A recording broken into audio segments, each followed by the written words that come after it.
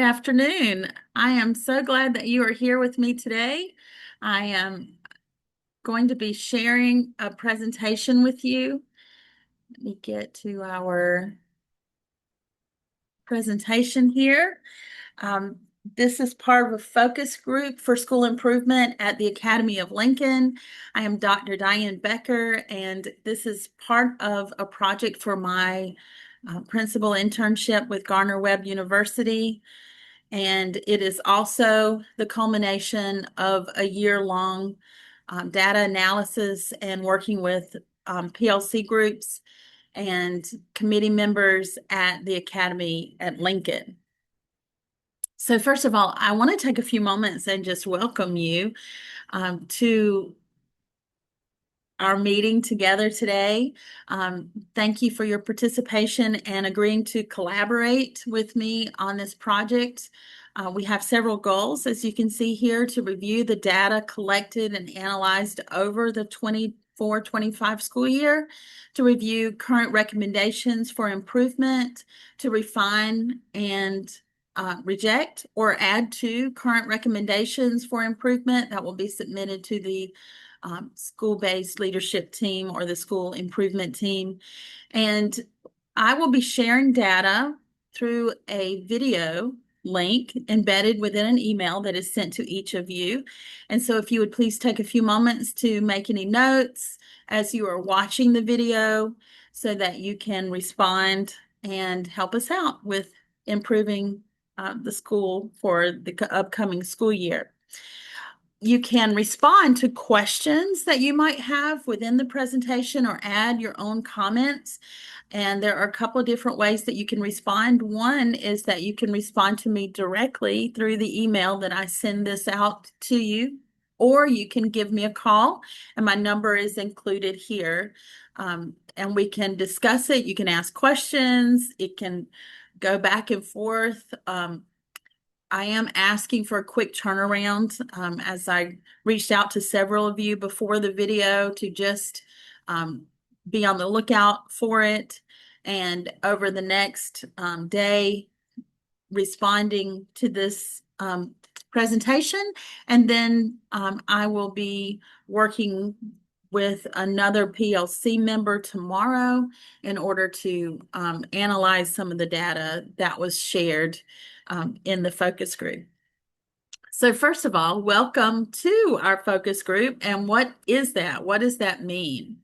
So when we are thinking about a focus group within education, we are talking about small groups that are formed for getting an expanded perspective, and that this group may be different from the core group that has been working on the project, just to get a different lens, to be able to understand some of the ideas and be from other people, and also maybe to fill in gaps for our own understanding.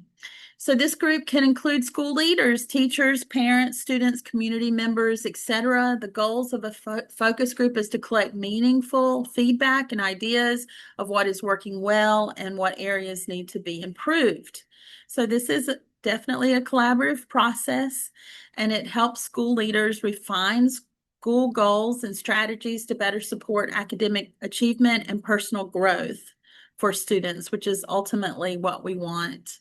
So when we're thinking about these strengths for the Academy at Lincoln, I keep moving my picture around so we can see what's on the screen, but we have several different pieces of performance strengths at the Academy of Lincoln.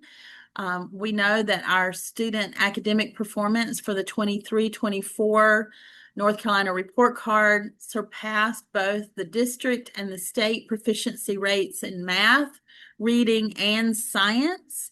And not a lot of schools can say that. So you can see that that information is placed across the screen here. At the bottom, we are the green here at the Academy of Lincoln. And the green bar represents the proficiency level that we are discussing here. And we can see that the green surpasses both Guilford County and the state of North Carolina. The same is true for reading. which was so much higher. The reading rate is very strong at the Academy of Lincoln. And then also for science, science did extremely well um, in the 23-24 school year as well. And so that is definitely a strength when our students are performing so well on these standardized tests.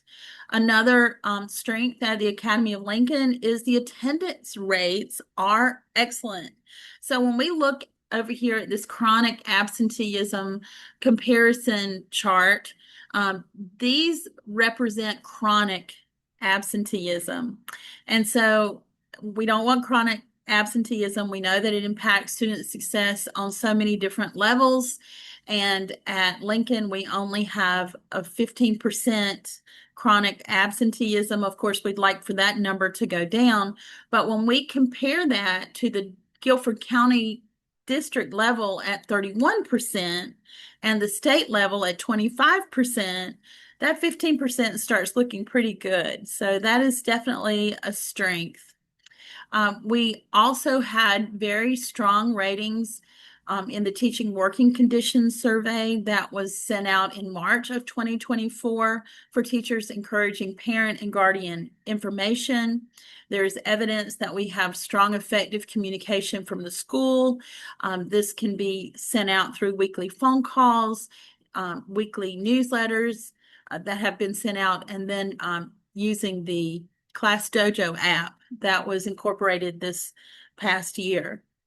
There's also strong support in the teacher working conditions survey that the leadership in the school is very clear about what the expectations are and that there is strong support for teacher instruction. So those are all excellent things that are happening at the Academy of Lincoln, and we want those things to continue to make the school shine within Guilford County.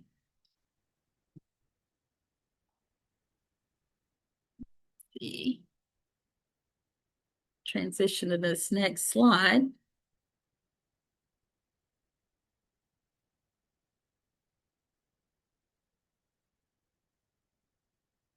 We'll go here. That takes us back, and then let's see if we can cross out of that.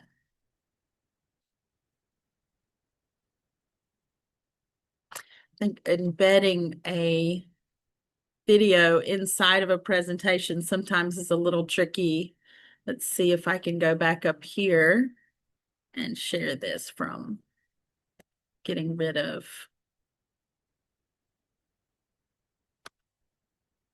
the rest of that. Well, we'll go back to this slide here. Thank you for your patience as I'm working through all of these technical growth areas for myself. So as we look at opportunities for growth at the Academy of Lincoln, there were a few things that we identified that we would like to continue to work on. One was that the overall growth goals are not being met. So while the Academy of Lincoln is really doing well, meeting proficiency rates, what we need to challenge ourselves with is being able to meet those growth rates. So in the bottom corner of the screen here, you can see that we have the academically and intellectually gifted students meeting those goals, and that, but when we look at all of the school students overall, we didn't meet them in reading, we did not meet them in math. There were some subgroups in addition to the academically gifted and intellectually gifted that did meet those goals, and those included the Asian, the English learner students, the Hispanic students, two or more races, students with disabilities, and the white students. So there are a couple of groups that we need to focus in on, and that was the Black and the economically disadvantaged students. And what's concerning here is how large this gap is for this group that is not meeting, which is for the Black students a negative 6.11, and for the economically disadvantaged for negative 4.84. So it wasn't a small margin. It's a pretty significant margin, and that warrants some consideration for how we can reduce that gap in being able to meet those goals. So that is part of our subgroup academic performance concerns. We also noticed through the teacher working conditions survey a concern with teacher perception of input on the school budget. And this is typically low at most schools where I have talked to other principal interns and other school leaders. However, when we look at the agreement rate, it's very significant. On the teacher working conditions survey, there were only 6% of teachers who perceived that they had input into the school budget. And then we sent out a Qualtrics survey at the end of May, and 0 teachers responded that they had input with the school budget. And while there may be input on the school budget for this year, there was a concentrated effort to have field trips for each of the grade levels. And that was a focus for the money that was raised, and how the money is acquired and who controls that budget, how much is from the district, how much of it is coming from leadership here within the building. Those are questions that perhaps the staff could be better informed upon. And also when the school-based leadership team comes together to talk about the school budget, that they are having a cycle, a process of collecting that data and then communicating back to the teachers and say, this was the decision that was reached, so that while there isn't a large amount of money to add input on how it is being spent, that teachers understand that they do have a voice in that piece that relates to funds for the school. Another big concern from the Qualtrics survey and from the teacher working conditions survey was building cleanliness. From discussions within small groups, we understand that while the campus at the Academy at Lincoln is much older than some of our newer schools within the district, it has accumulated a significant amount of grime that needs a deep cleaning, not just surface on the level cleaning, but that really removes quite a bit of this grime in the building. That was identified as an area of concern because our environment is important for making us feel good, and also it impacts our social, emotional well-being, and also our organizational skills and our motivation. So building cleanliness has been a large component of our conversations. Another area that had some concern was increasing trust in the building. There was a very low agreement with trust, and this could be between staff members and school leadership. It could be between teachers. It could be between teachers and students. It could be between students and teachers and students and students. It just goes on and on. But we definitely want to recognize that trust issues are an area of concern, and then also address how we might be able to improve that trust in the building, and definitely understand that when there is a climate of trust, that it's going to impact success for the entire building.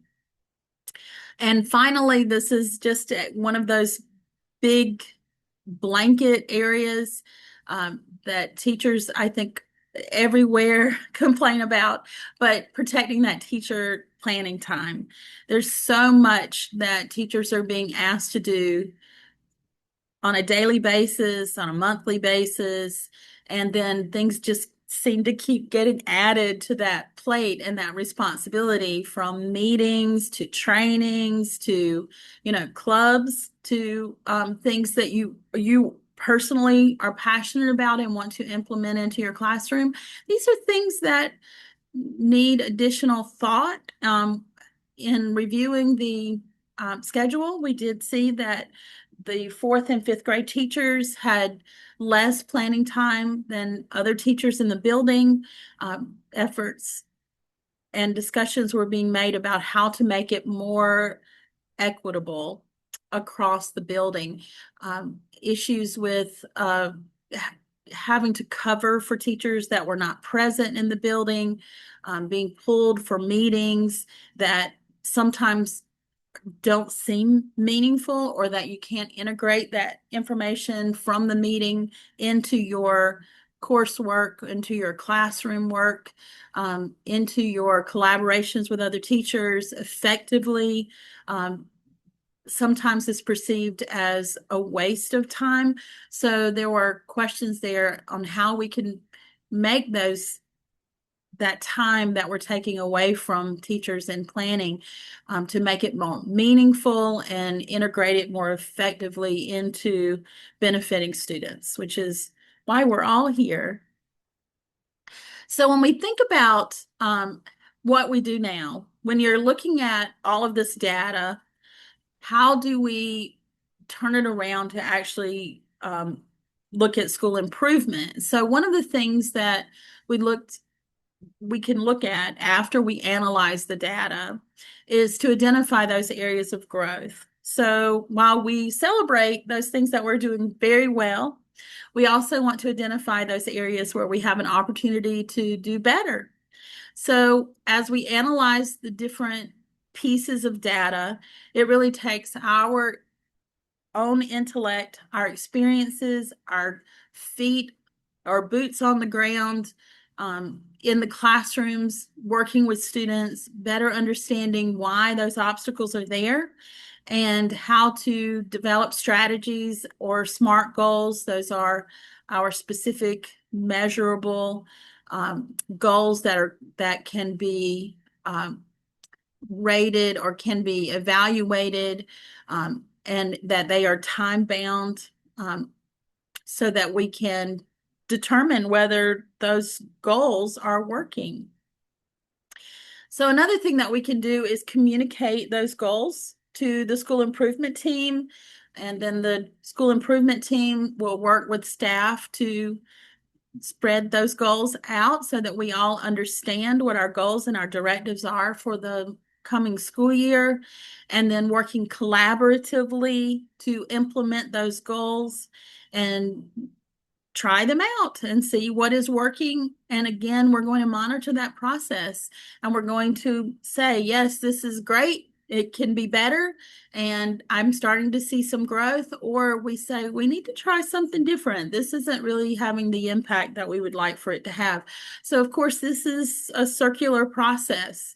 It always goes back to analyzing the data, looking at those areas for growth, analyzing those obstacles, developing your strategies, communicating goals, implementing goals, and monitoring that process over and over and over, until you refine it and you are able to reach higher growth. So from these smaller PLCs and communication with Ms. Rogers, we have some current recommendations that address several of these areas of growth. So one of the things, when we were looking at the achievement gaps for some of the students, if we could increase the academic performance for some of these subgroups, and specifically we were looking at the economically disadvantaged and the Black students within the school, if we could incorporate some culturally relevant lessons and have some perhaps professional development that will help teachers more adequately engage students. It's not just a matter of putting the information out there, but presenting it in a way that is engaging and meaningful for the students. And if the students feel engaged, if they see relevancy with what it is that they're learning, then they're going to step up. All of the research that we have shows that when students are able to understand the relevancy and they are engaging, that all of these students can learn. And that is what we want to do. We want to heighten and motivate students to see that relevancy. And it's not just going to happen for the individual students. We want to pull those parents in as well. And we have another component that comes up for that. So as we develop strategies to offer diversified clubs during the school day, this could not only help engage students of all races and academic abilities into school a little bit more so that they actually enjoy it and want to come to school. So remember, we do have that 15% chronically absenteeism rate. So we still want to pull at that, even though that is a strength. This is also going to help increase trust in the building. When students have an opportunity to develop these relationships, when teachers are able to explore things that they want to either learn about themselves or they are passionate about, and they have that downtime, so to speak, with students so they can explore this in a fun, engaging way. We are actually doing some productive work, such as manifesting that trust and those relationships that are really critical to everything else that we want to do in the school building. Another thing is that we want to develop sustainable and authentic family engagement. We did a fantastic job this past year being able to bring families in, and there were at our final SBLT meeting, we had over 50 engagement activities that were documented for the 24-25 school year, which is fantastic. But we want to increase that family engagement so that it's not just showing up for the event, but we're going to ask ourselves, how can we engage these parents so that they are able to contribute, even if it's within your own household, even if it's having that conversation with your child about what they're learning at school, even if it's understanding that learning is happening every day at school, and that when kids often come home and say, I didn't learn anything at school, we didn't do anything at school, that is not necessarily a true picture of what was happening during the school day. And so we are just making an effort to not only increase opportunities for families to come into the school, but we want to make that an authentic engagement interaction and not just surface check the box. Yep, we did this and people showed up and walked through the doors. But what kind of engagement was happening when they came? The next one here is researching character education plans to engage all students and support teachers. So we currently, beginning in January, implemented Be Good People program. And it was new, and most of the activities were basically on the surface of being able to get students to engage.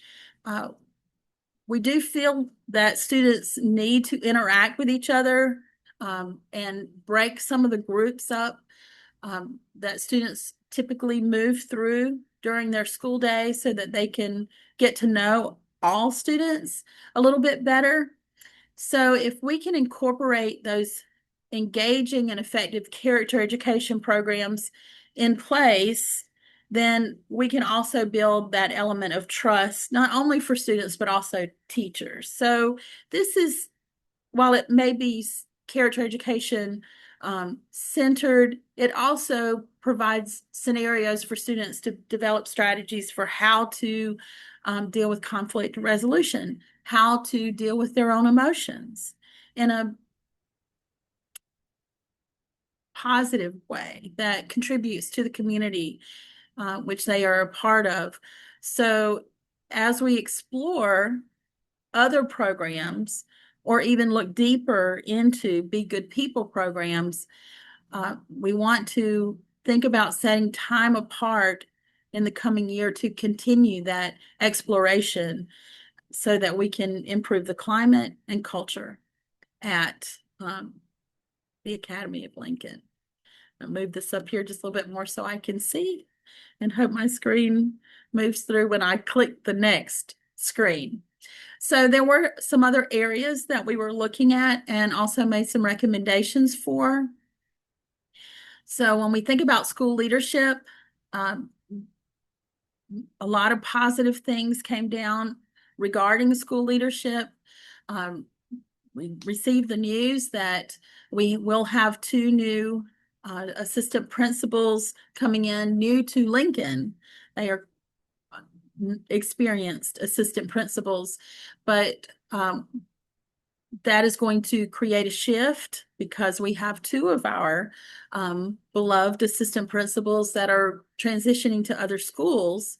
And so the school leadership and the SBLT team want to make intentional efforts so that the beginning of the year will be used to establish this trust between this new leadership and the staff. All these transitions sometimes can be really difficult, but with intentional efforts, we want to make sure that those relationships are established, and then also to support relationships between staff members, between these teachers and students, and between the schools and the families. We really want to build that element of trust throughout and be intentional about making sure that when these new administrators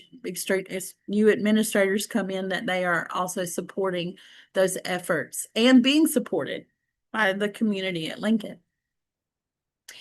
So when we think about school leadership, we also want to work on that school-wide character education program, whether it's Be Good People or something different. We feel like that is definitely something that is going to support all students and staff, and then continue to invest in collaborative school leadership and team meetings. This was something that was done really well at the Academy of Lincoln. The subcommittees of the school-based leadership team accomplished so much, and there are some real worker bees that are at the Academy of Lincoln. Even though they're the School of the Hornets, we have that in there as well. So when we look at teacher empowerment, we can see that additional efforts need to be made to make these, to include teachers in those big decisions. One of the things that kept coming up is the budget. From my extensive conversations with Ms. Rogers, I know that there is very little of that budget that actually comes to the Academy of Lincoln for discretionary or choice things to be done with that. There are two fundraisers that are done during the year that are sometimes used for professional development or tutorials for students that need them, or different things. But we talked about clearly communicating to the staff in a organized process that outlines the collection and the turnaround of that information to help staff understand that their input is being valued, and that we may continue to look at other ways to enhance maybe community support to increase, you know, funds for teachers, classrooms, and maybe even some discussion about that. One of the things when we did our follow-up survey question about needing supplies in your classrooms, most of the teachers communicated that they had sufficient supplies for their classrooms. So it doesn't seem to be an issue of wanting input into the budget. It's just the perception that they are not involved in the budget process, which was interesting. So when we think about time, efforts are being made in the schedule for the coming year to provide all teachers with a minimum of 60 minutes of planning time. And then additional time will be set aside for clubs to meet and for support for student academic and emotional development. That this is going to be something that's embedded into the school day so that all students can take advantage of it, and not just those that have transportation to and from school, especially since some of our students travel quite a distance to come to the Academy of Lincoln, and some of the other students may not have other transportation if they ride the bus. So when we think about the building cleanliness, we do have the PTA working this summer to come in and do a deep cleaning, which we're excited about. And I'm going to be there. Let me know if you want to be a part of that, and we will sign you up. And then the custodial staff at the Academy of Lincoln is hired and supervised by an area supervisor from Guilford County Schools. And while administration at the Academy of Lincoln has some input um, for, for communicating with the custodial staff, efforts have been made to the district to tighten up the accountability for the school. We recognize that there is area for improvement here, and we want to do what we can to see that that is happening. So at this point, if you have any ideas about how we can enhance some of this, we do not have additional budget for hiring additional custodial staff, but we are interested in hearing other ideas. But one of the things was this accountability throughout the year, perhaps some type of checklist with the new administration that's coming in. Perhaps they'll have some ideas as well. So when we think about community engagement, we want to increase the authenticity of community engagement, not just the number of events where parents are coming into the building. And as we deepen this interaction and this connection with the community, we feel like our students would definitely benefit from that. Yes. I did it. Okay, so we're moving on to the next piece.